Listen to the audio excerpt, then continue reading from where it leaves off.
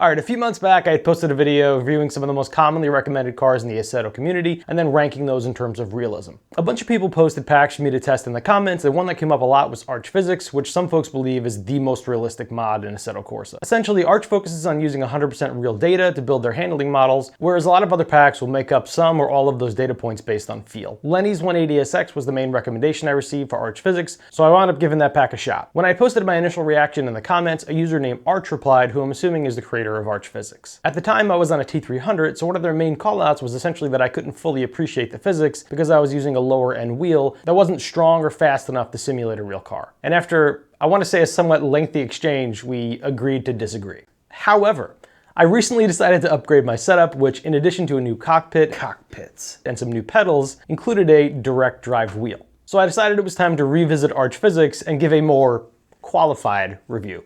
To start off, I'll admit where I'm wrong. Driving this car with direct drive is noticeably better than my T300, and I think that is mostly due to the rotation speed allowing you to better keep up with the rear end. Unfortunately, I found myself still not really caring for the physics overall, and here's why. First, the breaking point of the tires is way too low. I find myself spending most of my time in the 30 to 50% throttle range to keep this thing in a stable drift and modulating a ton. Where in my actual drift car, I'm basically balls out in that thing. I mean, I would just be straight pedal to the floor on a lot of these turns. I honestly don't even know if I could keep my car sideways with this little throttle in real life, and that's with my current setup being on the loose side. Generally speaking, once you're in a stable drift, you can basically lay the hammer down and make the tire gods cry tears of despair. But with this car, it's such a delicate balance to find that sweet spot that I find myself constantly spinning out even when I drive more conservatively. And then transitions are just a whole other monster. I mean, this car wants to absolutely torpedo itself off track with the slightest bit too much wheel speed or weight transfer going into a transition. And maybe I'm jaded with my car having a full angle kit, which definitely makes life easier, but I legitimately feel like I'm learning to drift all over again with this thing.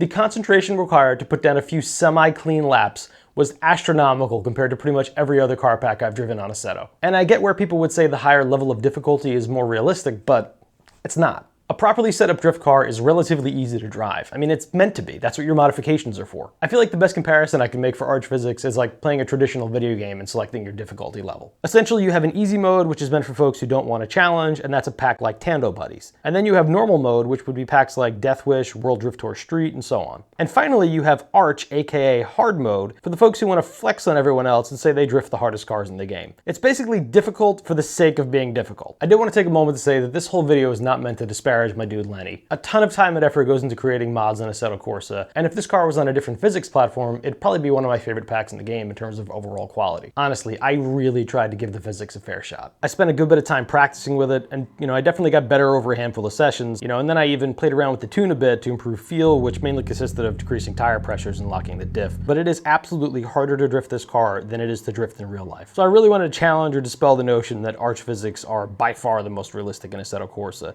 at least on the drifting side. I think the intentions were good in terms of utilizing real data, but it just doesn't translate 100% to an almost decade-old game engine. And that seems to be the sentiment I've heard from a few other mod creators as well. Essentially, sometimes that inaccurate data is necessary to get a more realistic driving feel. As far as more general takeaways, if you're running a lower end wheel like a Logitech or Thrustmaster, I wouldn't even bother with this mod. Your wheel is not going to be able to keep up. If you've got a direct drive and you're looking for something more close to real life, one of the traditional packs is going to be just fine. And if you've got a direct, and if you're looking for a bigger challenge and to flex on the community, I guess give Arch a shot. As a final note, I'm planning to do a follow-up video to expand on my original car reviews. Originally, Arch was going to be part of that video, but the physics are so much different from everything else, I feel like it warranted its own video. I know for sure that if I wake up tomorrow and all of my tires are slashed, I know why. And anyway, like, subscribe, and all that stuff I'm supposed to say. See you next time.